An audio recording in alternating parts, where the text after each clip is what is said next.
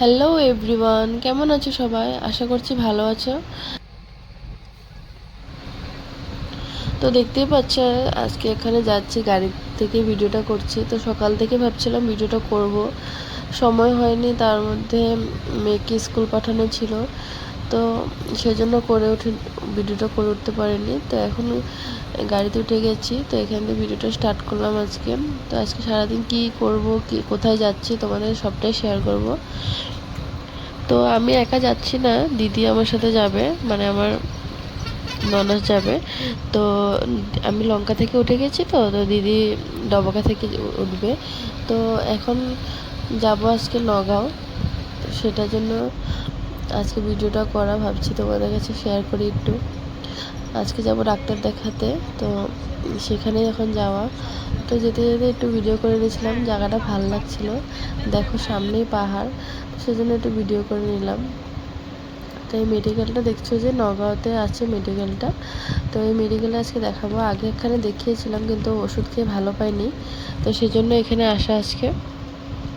দেখি কি হয়, যদি ভালো পাই তো আবার আসবো। তো এখন যাব ডাক্তার দেখাতে, ডাক্তার গুয়াহাটি থেকে আসবে। তো এই জন্য ভিতরে গিয়ে নাম লেখাতে হবে, নামটা লিখিয়ে বসিয়েছিলাম আমরা। তো 10 মিনিট পরে আমাদের ডেকে নেয়, ডেকে নেওয়ার পর আমরা ডাক্তার দেখিয়ে ওষুধ নিতে, এবার এখানে ওষুধটা পাওয়া যায়নি। তারপর আবার গেলাম নগাঁও বাজার ভিতরে। তো তারপর যেতে যেতে দেখলাম একটা দুর্গা মন্দির। এই জায়গাটাতে দেখো দুর্গা পূজা হবে, সেই জন্য মূর্তি বানানো হয়েছিল।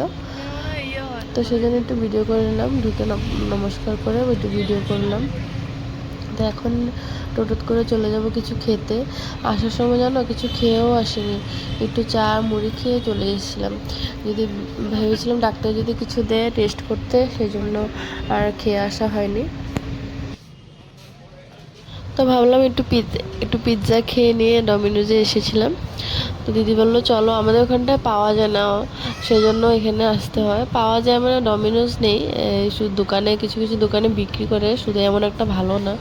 তো ভাবলাম ডমিনোজ আজকে এসেছি যখন, এখানে ডমিনোজে একটু পিৎজা খেয়ে যাই। তারপর তখন 3টে মতন বেজে গেছে। তো তখন দেখো আমি অর্ডার দিচ্ছিলাম।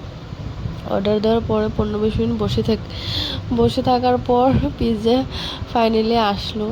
খুব খিদে পেয়ে গেছিলো আমার। তারপর খেয়ে দেখি পেটটা কেমন করছিল জানো, কারণ দেখো দুপুরবেলা তো এত খিদে, তার মধ্যে পিৎজা খেয়ে কি দুপুরবেলা কাটানো যায়?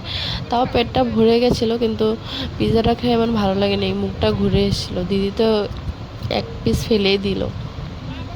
তারপর ভাবলাম চলো কিছু বিরিয়ানি খাই, কারণ সেভাবে তো ঘরে থাকলে খাওয়া হয় না। এখন আমাকে যেন আমার শরীরটা ভালো নেই, জন্য আমার হাজব্যান্ড আমাকে খেতেই দেয় না, ওই চিকেন ওসব খেতেই মানা করেছে। তাই দিদির সাথে দিদিকে অল্প পটিয়ে ভাবলাম চলো দিদি অল্প বিরিয়ানি খাই। তারপর দেখো একটা রেস্টুরেন্টে এসেছি। তো এখানে একটা জিনিস আমার ওদের ভালো লাগে না, এত টাইম বসতে হয় এখানটায় এসে, সেই জন্য বসে বসে খিদে আরও বেশি পেয়ে যায়। দিদিকে বললাম পিৎজা খেয়েছি, বিরিয়ানি খেতে পারবো তো? দিদি বললো কি জানি। এখন এখানে এই জায়গাটায় আবার হাফ পাওয়া যায় না, ফুল অর্ডার করতে হয়। তারপর বিরিয়ানি এসে গেছিলো। তারপর খাওয়া দাওয়া করে এখন বেরিয়ে যাব, না হলে খুব দেরি হয়ে যাবে। আমার তো আবার ঘরে যেতে হবে ওখান থেকে। তা লঙ্কা ডাইরেক্ট বাস পাইনি, হোজাই বাসে উঠেছি। তো এখন ডবকা গিয়ে তারপর বাস ধরতে হবে ওখানে লঙ্কার। তো তারপরে চলে আসার পর দেখি কি খুব দেরি হয়ে গেছে, 6:30টার মতন বেজে গেছে। দিদি বলছেন এখন তো লঙ্কার গাড়ি পাবে না। তা দিদি ঘরে একটু ফোন করে বললো যে আমি আজকে থেকে যাব। তো আজকে ভিডিওটা এতখানি। তোমার যদি ভালো লেগে থাকে আমার ভিডিওটা প্লিজ লাইক অ্যান্ড সাবস্ক্রাইব করে দিও আমার চ্যানেলটা। আজকের জন্য